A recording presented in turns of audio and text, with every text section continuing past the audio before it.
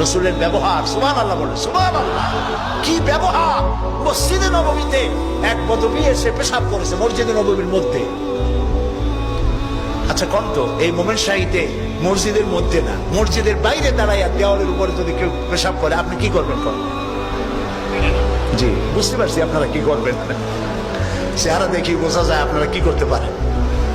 মসজিদের ভেতরে পেশাব করতেছে রসুলের সামনে। সাহাবায়ে কেরামদের চোখ মোটা হয়ে গেছে, ভাবখানা এই রসুল পারমিশন দেন, অনেক জম্মের মতো পেশাব করাই দেয়। রাসূলুল্লাহ বললেন, না না, বাধা দিও না, তাহলে সে অসুস্থ হয়ে যেতে পারে। তার সবটা আনলোড হতে দাও।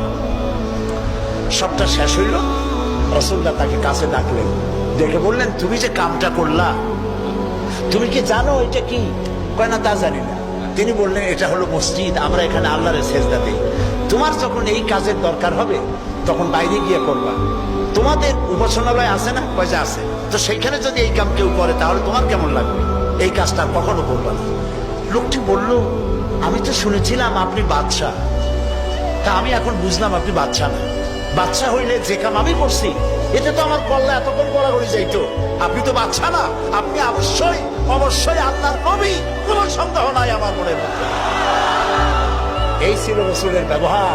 রাসূলুল্লাহ সাহাবীদের দিকে তাকায় বললেন, ইন্নামা বুইসতুম মুয়াসসিরিন।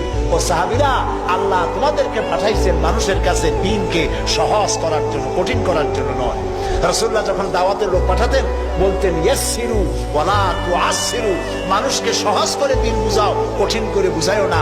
বাশশিরু ওয়ালা তুনাফিরু, বেহেশতের খবর দিয়া মানুষকে দ্বীনের পথে ডাকো। জাহান্নাম জাহান্নাম, এটা করলে জাহান্নাম, সেটা করলে জাহান্নাম, জাহান্নামের ভয় দেখিয়ে মানুষকে দ্বীনের রাস্তা থেকে সরিয়ে দিও না। সুবহানাল্লাহ। এই ছিল রাসূলের ব্যবহার।